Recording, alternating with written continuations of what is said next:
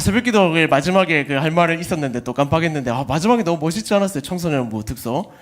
야, 그거 진짜 우리도 한번 해보고 싶다 싶더라고요. 분당 우리 교구 대청 교구 막. 분당 우리 대청. 와, 이 모르는 분들은 그 유튜브 가서 그 청소년부 특소 한번 찾아보세요. 와, 그 진짜 멋있더라. 와 하고 빡 우리는 야, 저 우리가 했어야 되는데. 약간 자극을 받는 것 같아요. 내년에 두고 보자 이런.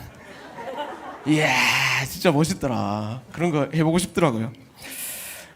오늘 고린도전서 말씀 이제 계속 나누게 될 텐데 오늘 본문 말씀 보면서 저는 이 생각하게 되더라고요. 좋은 동력자라 과연 어떤 사람을 뜻할까? 여러분, 좋은 동력자 다들 만나고 싶지 않아요? 평생의 동력자를 만나고 싶고 또 교회 안에서 함께 마음 나누고 기도 나누고 말씀 나눌 동력자들을 만나고 싶고, 여러분 생각했을 때 좋은 동력자는 어떤 사람입니까? 그래도 자발적으로 자기가 가진 은혜를 나누어주고 기도 제목 물어봐주고 내 상황을 그래도 돌아봐주고 어떤 기도 제목이 있을 때 기도하고 나서 나중에 이제 어땠냐 물어봐줄 수 있는 그런 사람이 좋은 동력자 아닐까요? 좋은 동력자? 자, 근데 여기도 함정이 있죠. 왜냐면 좋은 동력자를 만나고 싶지만은 내가 먼저 좋은 동력자가 되어야겠다라는 생각은 많이 안 하거든요. 제가 누누이 말하지만은 좋은 동력자를 만나는 방법은 딱 하나거든요. 내가 먼저 좋은 동력자가 되면은 좋은 동력자 그룹이 형성이 되고 좋은 동력자들을 만날 수 있어요. 사실 근데 되게 의외로 제가 놀라는 지점이 뭐냐면은 다들 그래도 믿음으로 함께 할 수 있는 동력자가 있다라고 고백하는 지체들이 꽤나 있더라고요. 제가 이제 뭐 신앙 기초반이라든가 기본반이라든가 제자반 진행하다 보면은 꼭 질문을 던져요. 여러분에게 동력자가 있습니까? 작게는 이제 GBS 조원들, 리더들, 엘더 혹은 이제 가족들 이렇게 말하면서 동력자가 있다라고 얘기하는데 되게 이제 얘기하면서도 감사함이 이제 표가 나는 거죠. 근데 그럼에도 불구하고 나는 아직까지 동력자가 없습니다. 어디서 동력자를 만날 수 있을까요? 아직 나는 마음도 못 나누고 있고 내 솔직한 상황도 못 나누고 기도 부탁하는 것도 되게 거칠애로 부탁만 합니다 라는 분들도 분명히 있을 거라고 생각이 돼요. 좋은 동력자를 얻는 방법이 뭘까요? 방금도 말씀드렸다시피 내가 먼저 좋은 동력자가 되는 건데 좋은 동력의 기본 스탯은 뭐냐면은 먼저 수용하고 이해하고 배려하는 것, 이게 내 안에 갖추어져 있어야 되거든요. 바라기만 하는 것은 되게 도둑놈 심보기도 하고 특별히 영적인 그런 교감과 동력이 이루어지기 위해서는 내가 먼저 이해하고 수용해주고 용납하는 태도가 필요하거든요. 다시 말해서 내가 먼저 마음을 열 때 동력이 가능한 그런 사람들을 만날 수 있다는 겁니다. 그래서 저는 이 가운데서도 소그룹 안에서도 하나님의 섭리 가운데 만난 그 분명한 이유들이 있으니까 먼저 마음 열고 우리 소그룹 속에서 그런 동력이 되게 자연스럽게 이루어졌으면 좋겠다 하는 생각이 들어요. 그런 마음 열림이 우리 안에 있었으면 좋겠습니다. 고린도전서의 상황을 계속해서 우리가 살피고 있는데 가장 큰 문제가 뭐였냐면은 이들에게 다툼이 있었다는 거거든요. 근데 이 다툼이 원인과 그리고 발생된 지점을 생각해 보면은 그래 막 큰 문제가 아니었어요. 서로가 바울 밑에서 배웠고 그리고 게바 밑에서 베드로 밑에서 배웠고 어떤 사람들은 요한 밑에서 배웠고 세례도 받고 그러니까 공감대가 형성이 되는 거겠죠. 너 그랬냐?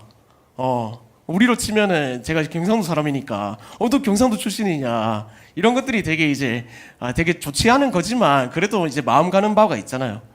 여러분도 이제 뭐 같은 이제 것을 배우거나 이찬수 목사님 밑에서 이제 가르침을 받거나 이게 사실은 동력의 큰 동력이 되는 것이거든요. 그런 것들이 하나하나 뭉쳐지는데 너무 이너서클로 그 자신만의 그룹이 형성이 되면서 근데 넘지 못할 벽이 돼버리는 거거든요. 그룹이. 그러다 보니까 서로 이제 동력자라는 이름으로 모였는데 그들이 서로 이제 벽 쳐져 있는 그룹들에 대해서 우리는 동력할 수 없다 라는 뭔가가 생긴 거죠. 난 너네들과 다르다. 그러니까 방금도 말씀드렸다시피 좋은 동력자란 수용하고 용납하고 이해하는 것들로부터 시작하는데 어느 순간에 그 세 가지 성격을 잃어버린 거죠. 그래서 결국에는 고린도 교회 안에서 이들이 느끼는 바는 뭐였냐면은 동력자가 없다. 교회가 뭐 있다이냐 이런 거였거든요. 근데 사실 이 모습을 보면은 우리도 좀 생각해 봐야 되지 않는가 하는 것들이 발생해요. 우리도 이제 소그룹이라는 이름으로 중그룹이라는 이름으로 이청년부라는 이름으로 모입니다. 모이는 건 좋아요. 왜냐면은 다 같은 공통점이 있고 그리고 어떤 이제 색깔들이 있으니까요. 모이는 건 좋은데 그게 어떨 때 보면은 너무 강력한 우리의 이제 뭔가 그룹핑이 되어가지고 다른 그룹으로 하여금 뭔가 나도 알지 못하는 벽이 생기는 거, 이게 이제 문제의 발생 지점이거든요. 이번 특세 통해 가지고 제가 좀 본 게 있다면은, 저도 이제 여기 부임하기 전에는 소문으로만 들었을 거 아니에요. 분당 우리 교회 특세 12시부터 모인다더라. 그 전에 모인다더라. 듣고 그랬죠. 에이, 뻥치지 마. 그 교육자들이 진짜 뻥이 심하거든요. 한 가지 뭐 일 있으면 한 100명이 말한 것처럼 뿔려 말해요. 그래가지고 이제 그 듣고 분명히 뻥이다. 무슨 그런 소리 하냐. 야, 좀 시간이 몇 시인데 그 시간부터 기다리냐. 해서 이제 이번 주 겪어보니까 진짜다. 진짜다. 제가 놀래가지고 예전 이제 목사님들한테 막 보냈죠. 야, 이거 진짜다. 거짓말이 아니다. 야, 과장이 아니다. 또 그들은 또 그 과장한다고 믿겠죠. 그래서 와서 보라 하고 싶어요.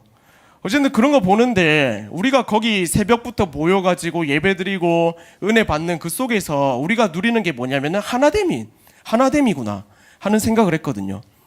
한 본당에 들어가서 우리가 새벽부터 이렇게 모여가지고 돗자리 깔고 라면 먹으면서 의자 깔고 이렇게 앉아있지만은 4시 반에는 모두가 이제 본당에 들어가가지고 하나님의 은혜를 누릴 거야.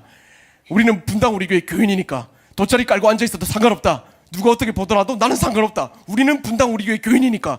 이걸로 막 줄을 미친 듯이 서 있는데, 죄송합니다, 진짜 이상한 사람들 같았어요. 저도 교육자잖아요. 그래갖고 2시에 오는데 이미 줄 서 있어. 이 사람들 뭐 하는 사람들인가 싶더라고요. 되게 이제 은혜를 사모하는구나. 한편으로 어떤 생각이 들었냐면, 이 청년부 예배 얼마나 은혜가 안 되면 여기 줄 서가지고 이렇게 서 있을까 하는 이제 자책감도 들면서 열심히 해야겠다 이 생각도 들었는데, 어쨌든 은혜를 구하고 그리고 하나됨의 은혜를 누리는 거, 그게 특세가 주는 유익이 아닌가 하는 생각이 들었어요. 사실 그게 동역이거든요. 하나됨의 은혜와 유익을 누리는 것. 그래서 저는 그런 의미가 특세 가운데 있다고 생각이 돼요. 그래서 그 특별 새벽 기도를 갔던, 그리고 하나됨의 은혜를 누렸던 것처럼 이 청년부 모두가 하나됨의 은혜를 누리고 서로가 서로 안에서 동역의 은혜가 있었으면 좋겠다 하는 생각이 들어요. 그런 의미에서 다음 주에는 중그룹별로 중그룹 데이를 갔거든요. 그래서 거기서 얼굴 모르는 사람들도 함께 또 모여서 교제하고 또 나눔하고 그런 시간으로 여러분이 자발적으로 참여해 주셨으면 좋겠습니다. 집에 있어 안 하니 가야지 이러지 말고 가서 좀 하나됨의 은혜를 누리고, 공동체에 적응하는 방법 쉬워요. 4명 혹은 5명만 아는 사람 만들면 되거든요. 그러면은 그 4명, 5명을 타고 다 연결이 돼요. 너 그 사람 알아? 이렇게 연결되고 이렇게 연결되고. 진짜 그렇거든요. 그래서 내가 주위에 4명 혹은 5명 알고 있는가, 이것부터 확인하고 이 4명, 5명을 만드세요. 그 GBS를 제외하고. 그러면은 공동체에 올 때 그 온도가 달라요. 진짜 달라요. 그렇게 좀 그냥 이 청년부에 와서 예배드리는 게 아니라 우리 이 청년부, 우리 분당 우리 교회, 이것처럼 우리 청년부가 될 수 있기를 바라요. 근데 재밌는 건 뭐냐면, 사람 간의 이런 긴밀한 영적 관계를 우리가 동력자라고 부르는데, 오늘 본문에 보면은 되게 신기한 표현이 등장한다는 거예요. 그게 9절인데요. 3장 9절 다 같이 한번 읽어볼까요? 3장 9절. 네, 다 같이 한번 읽어보겠습니다. 시작.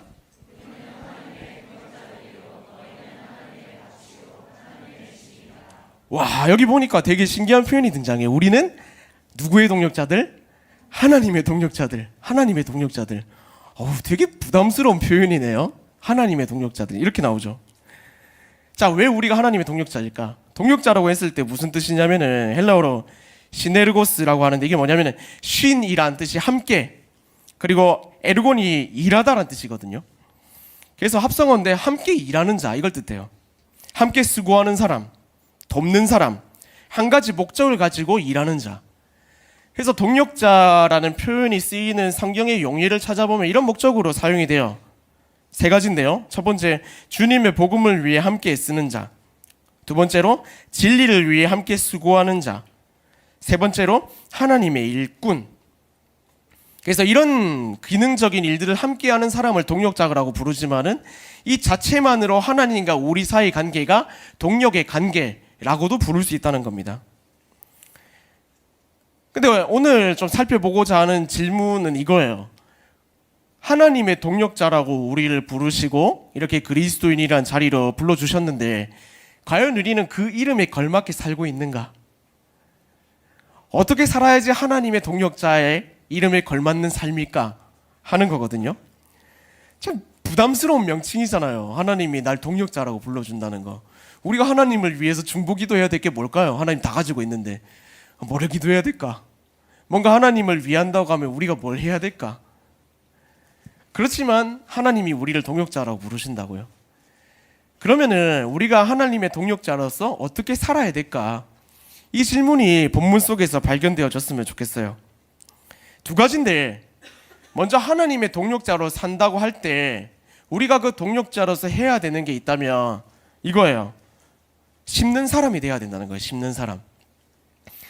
정확하게 무슨 뜻인지 알려면 여러분 이번 주에 제가 수요 예배 설교를 했거든요. 거기 들어가서 한번 들어보시고. 근데 이게 무슨 뜻이냐면은 우리 6절 말씀을 보면은 정확하게 나옵니다. 6절 말씀입니다. 함께 읽겠습니다. 나는 시작. 나는 심었고 아볼로는 물을 주었으되 오직 하나님께서 자라나게 하셨나니. 우리는 보통 세상 살면서 뭔가 혜택을 바라고 거두는 자로 생각할 때가 많습니다. 뭔가 혜택을 보는 사람, 수고한 만큼 보상을 받는 사람. 일하는 것도 그렇잖아요. 우리가 왜 일합니까? 돈 받으려고 일하잖아요. 사장님들도 마찬가지잖아요. 1차적으로는 이윤을 내고 돈 벌려고 일하는 거잖아요. 그게 1차적인 목적이잖아요. 하나님 영광을 위한 게 있지만은 어쨌든 1차적으로 우리 먹고 살기 위해서 일이라는 게 존재하고 그리고 그거를 통해 가지고 우리가 돈을 받는 것. 이게 이제 목적이잖아요. 그러다 보니까 되게 우리는 어쨌든 뭔가 하는 것보다 받는 것, 이것에 목적을 두고 살아갈 때가 굉장히 많아요. 우리의 섬김이나 교회 안에서의 방식도 그럴지도 몰라요. 우리 지체 중에 한 초신자가 있는데 되게 교회에서의 섬김을 보고 신기하다라고 표현한 적이 있습니다. 왜 교회는 이제 본인이 이제 섬김에 대해서 할 때 뭔가 섬김을 하면 봉사료 같은 게 나오는 줄 알았대요. 되게 막 땀 뻘뻘 흘리는 지체들이 섬기고 봉사하는 걸 보고 얼마 받냐고 물어봤대. 초신자니까 그럴 수 있잖아요. 근데 돈 받는 거 아니다니까 깜짝 놀란 거예요. 왜냐면은 밖에서는 이제 뭔가 하면은 그거에 합당하게 주어지는 게 있잖아요. 근데 아무것도 없는데 막 기쁘게 땀 흘리면서 웃으면서 봉사하니까 그게 그만큼 이제 신기했나 봐요. 뭔 말을 하고 싶은 거냐면은 하나님은 그리고 우리가 영적 생활을 할 때 거두는 것보다 심는 것에 주목하기를 원하신다는 거예요. 우리가 구원과 은혜의 삶을 생각해 보면은 사실은 그리스도인으로서 사는 자체가 왜 그리스도인으로 구별되게 살아야 되는가 했을 때 하나님이 우리가 전혀 불가능한 구원이라는 그 영역 속에 영생을 얻게 하셨으니까 그것에 대한 우리가 거부할 수 없는 은혜의 표현으로 그리스도인의 삶을 사는 것, 이렇게 이어져야 되는 거거든요. 왜냐하면 그리스도인으로 살면 구원받는 게 아니니까요. 구원받았기 때문에 그리스도인으로 사는 것. 그래서 사실 우리의 모든 행함은 하나님께서 이미 부어주신 것에 대한 답이 되어야 되거든요. 그러니까 우리식으로 좀 방금 표현하자면은 우리가 거두는 것에 집중하는 세상적인 삶이 아니라 사실은 심는 데 목적이 있는 그런 삶을 우리가 살아갈 수 있어야 한다는 거죠. 왜냐하면 하나님이 그러셨기 때문에, 그리고 우리가 하나님의 동력자이기 때문에.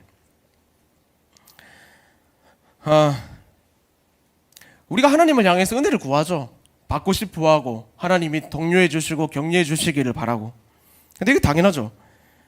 근데 사실은 우리가 하나님을 위해서 어떻게 살까 했을 때 우리에게 주어진 역할이 뭐냐면은 열심히 심는 걸 뜻하거든요. 심는 거. 근데 구체적으로 심는 게 뭘까라고 물어봤을 때 하나님의 일에 동참하고 하나님의 이름으로 무엇인가를 행하고 이런 게 다 심는 거에 해당하거든요. 그리스도인으로 사는 것 자체가요. 사실 그리스도인으로 사는 것 자체가 굉장히 피곤한 일 아닙니까? 직장에 가서 그리고 우리 일상생활을 하면서도 뭔가 그리스도인으로 살면은 혜택보다는 약간 그 혜택 아닌 것들이 많잖아요. 부딪히는 것들도 굉장히 많이 있고. 근데 그럼에도 불구하고 오늘 말씀을 심으라고요. 심으라고. 왜냐하면 그게 하나님 그리고 하나님의 동력자의 역할이기 때문입니다. 근데 심는다고 했을 때 우리가 갖춰야 될 중요한 태도가 있어요. 그건 뭐냐면은 바라지 않는 거예요. 뭘 바라지 않느냐? 그 심는 것에 대한 삭슬 바라지 않는 거예요. 대가를 바라지 않으면 되게 쉽게 섬길 수 있거든요. 그냥 아무 생각 없이 심고 주고 도와주고 섬겨주고. 근데 그 속에 하나님이 주시는 말로 못할 기쁨이 있어요. 저한테 있어서는 훈련이 그런 의미거든요. 신앙기초반, 신앙기본반, 제자훈련 여러 가지 나중에 중급반 이제 특세 끝났으니까 열어야겠네요. 생각해 보니까 그런 것들도 이제 하나하나 해 나가는 이유는 뭐냐면은 저는 여러분이 조금 더 성장하고 조금 더 성숙한 그리스도인이 되길 원하거든요. 그래서 훈련을 하는 거지. 그걸 통해 가지고 내가 어떤 사람으로 평가받고 그리고 나한테 혜택이 되고 유익이 되고 이런 거 바라지 않아요. 그러니까 사실은 훈련도 기쁜 마음으로 할 수 있는 거거든요. 섬김도 마찬가지입니다. 저도 되게 돈은 없는데 잘 베풀어요. 그래서 이제 와이프의 걱정이 많은데 한 번은 이제 그렇게 이제 그 가정 회의를 하면서 가정회의 이상하네 좀 회의를 하면서 얘기를 하면서 그렇게 얘기하더라고요. 오빠 섬기는 것도 너무 좋은데 지금 가게 사정을 보고 섬기라고. 진짜 그랬어요. 그래가지고 다만 바라지 않거든요. 저는 그냥 막 퍼져요. 왜냐면 그게 심는 거라고 생각하고 저는 반드시 기억하는 게 뭐냐면 이 심은 것에 대한 하나님께서 또 다른 이제 체험이 있다고 생각하거든요. 참 수차례 저는 그걸 경험했습니다. 내가 심었을 때 생각도 못한 곳에서 내 부족한 것을 채워주시고 그리고 내가 부족하다고 해도 마음 가는 곳으로 주면은 흘려보내면 또 다른 하나님의 은혜가 흘러오고 저는 여러분이 그것을 경험했으면 좋겠다 싶습니다. 진짜 하나님이 여러분의 비어가는 거를 두고 보시질 않거든요. 어떻게든 채워주시려고 하셔요. 그러나 채워져 있는 것을 가만 놔두면은 고이고 썩어요. 그래서 흘려보내면은 다른 새로운 것들로 채워주고 흘려보내면 다른 새로운 것들로 채워주는 게 하나님 원리거든요. 심는 사람이 되어야 돼요. 바라지 말고 오직 하나님 바라는 그런 마음으로. 시편 말씀에 이런 게 있어요. 시편 62편 5절인데요. 나의 영혼아 잠잠히 하나님만 바라라. 물은 나의 소망이 그로부터 나오는도다. 그러니까 먼저는 하나님의 동역자로 우리가 거두는 자가 되려고 한 게 아니라 심는 자가 되어야 한다는 거예요. 왜냐하면 우리의 목적은 하나님께 영광 돌리는 거잖아요. 그 심는 모습을 통해서 다만 우리가 손해보는 것도 아니에요. 8절은 정확하게 이렇게 말하거든요. 8절 보세요. 이것도 같이 한번 읽을까요? 심는 이와 시작.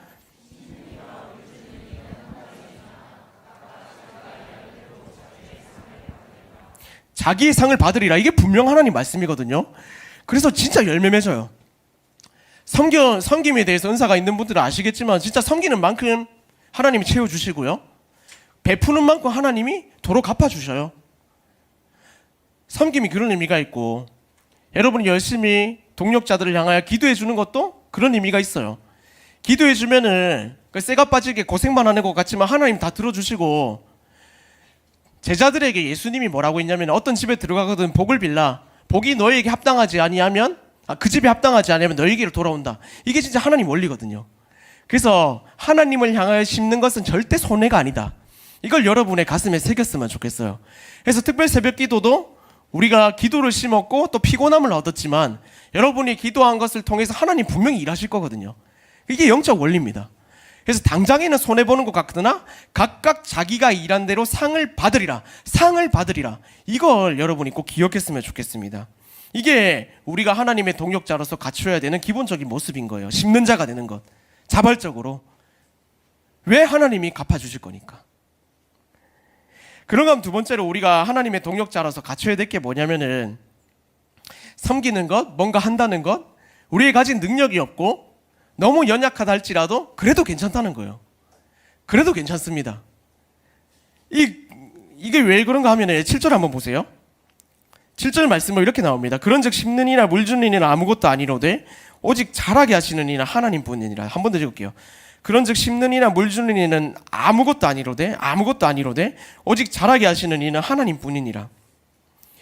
6절에는 물 주고 심었지만은 자라게 하는 이는 하나님이다라고 하면서 거둠의 주체가 하나님이다. 우리가 아니라 이걸 말했다면 7절은 그 심는 이와 물 주는 이가 오히려 아무것도 아니다, 이렇게 복을 받습니다. 못을. 이 말인즉슨 우리가 아무리 애쓰고 발버둥 쳐봤자 자라게 하고 거두게 하시는 분은 하나님이란 말이거든요. 그러니까 우리가 하나님의 자녀로 산다고 할 때 세상도 그렇고 고지론이 그렇잖아요. 우리가 하나님께 더 크게 쓰임받기 위해서는 뭔가 큰 곳으로 올라가야 되고 더 큰 영향력을 미쳐야 되고 더 많이 갖춰야 되고, 이런 것들이 사실은 함정이거든요. 이런 것들에 대한 압박도 받잖아요. 그리스도인으로 뭔가 선한 영향력을 끼치기 위해서 내가 먼저 또 높은 자리 뭔가 더 갖춰야 되고 더 많이 해야 돼. 근데 세상에서 받는 압박인데 이게 하나님이 주시는 압박이라면 좀 이상한 거 아니에요? 하나님 그런 압박을 주시는 분이니까. 오늘 본문이 그렇게 말하고 있거든요. 성경은 아니다. 우리는 아무것도 아니라고 말하잖아요.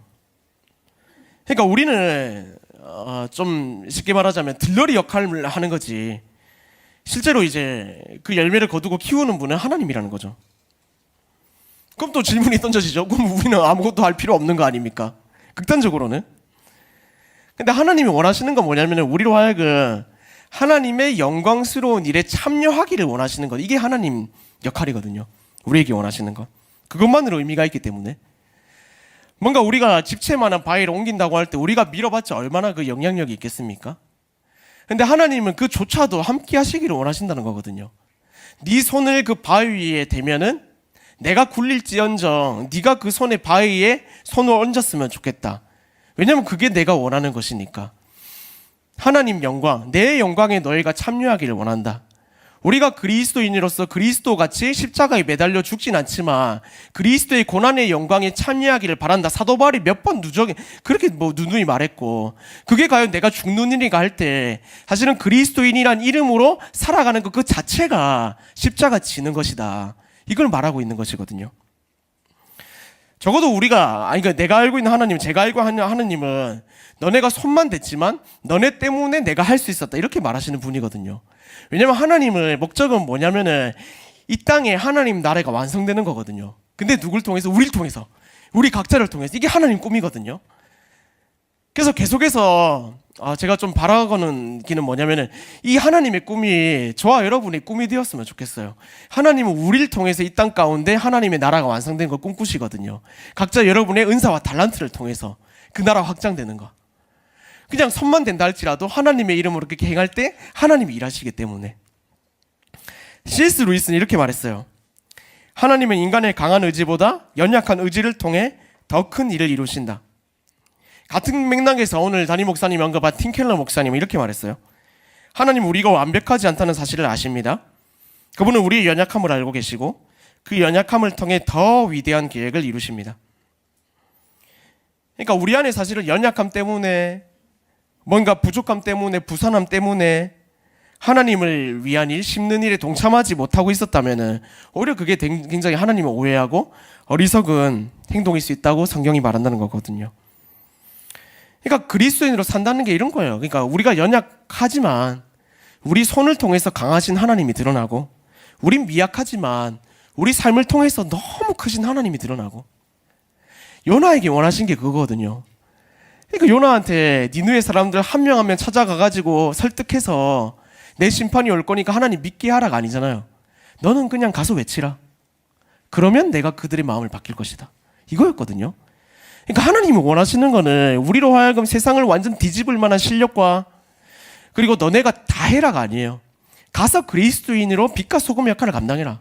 그러면 내가 그들 가운데, 너네 직장 가운데, 가정 가운데 일하게 될 것이다, 일할 것이다, 이걸 맡긴 거거든요. 여러분, 저는 후반기에 들어서면서 미가서 6장 8절 말씀 그렇게 이제 묵상이 돼요. 담임 목사님도 지난주에 이제 언급하셨던 것 같은데요.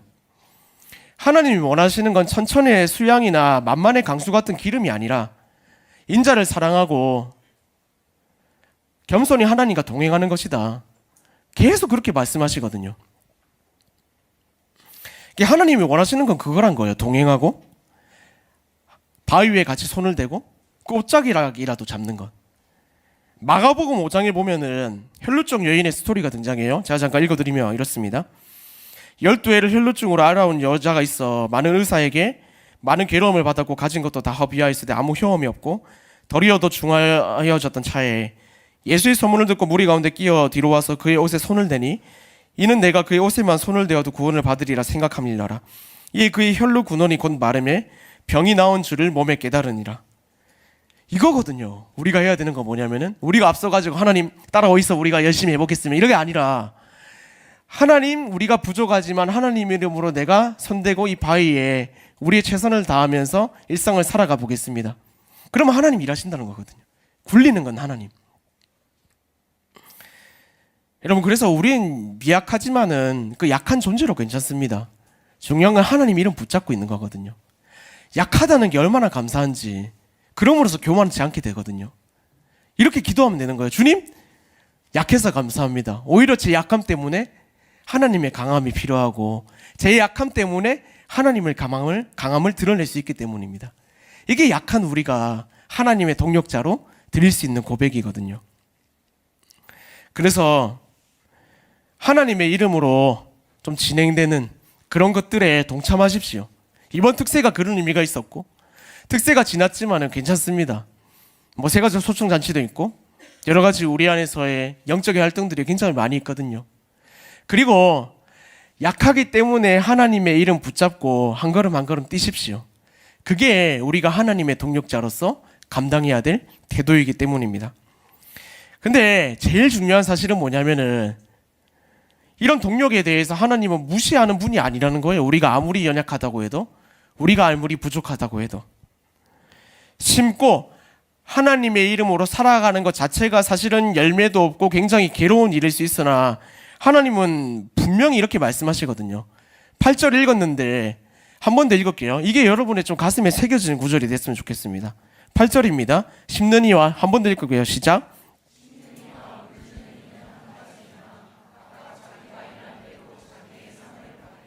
아멘.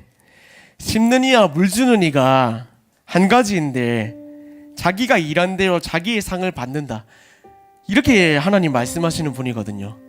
그러니까 하나님의 이름으로 우리가 살아갈 때 받는 두 가지 복이 있어요. 첫 번째 복은 뭐냐면은 구원받는 거거든요.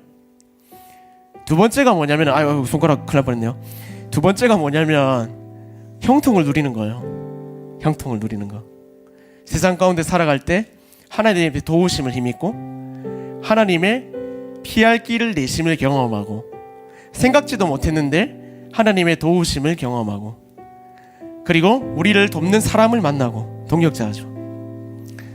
그리고 하나님의 뚫어주심을 경험하고 그리고 지혜를 경험하고 이게 하나님의 동력자로서 우리가 누릴 수 있는 상인 거예요. 그래서 이번 한 주 살아갈 때 이번에 특별히 주신 은혜가 있잖아요. 특별 새벽 부흥회를 통해서 그 두 가지 꼭 기억하면서 이 그리스도인의 삶을 살아갔으면 좋겠습니다. 나는 심는 자다. 그리고 나는 약하다. 참 이 고백이 세상 속에서는 우리를 무력하게 만들어요. 심는 것 얼마나 손해보는 일입니까? 약하다는 것 세상에서는 눈도 거들떠 보지 않아요. 약한 사람은 강한 사람만 찾죠. 근데 하나님이 주목해서 보신다는 거예요. 그래서 여러분 낙심하지 마십시오. 그리고 열심히 심으십시오. 그리고 이 연약함이 오히려 강하신 하나님을 붙들 수 있는 비결이다. 이렇게 믿고 우리를 동력자로 바라보시는 그 하나님을 동력자 삼고 그 동력 안에서 또 끝없이 허락하시는 복을 열매를 누리는 귀한 삶을 살아가는 저와 여러분 될 수 있기를 주님 이름으로 축원합니다.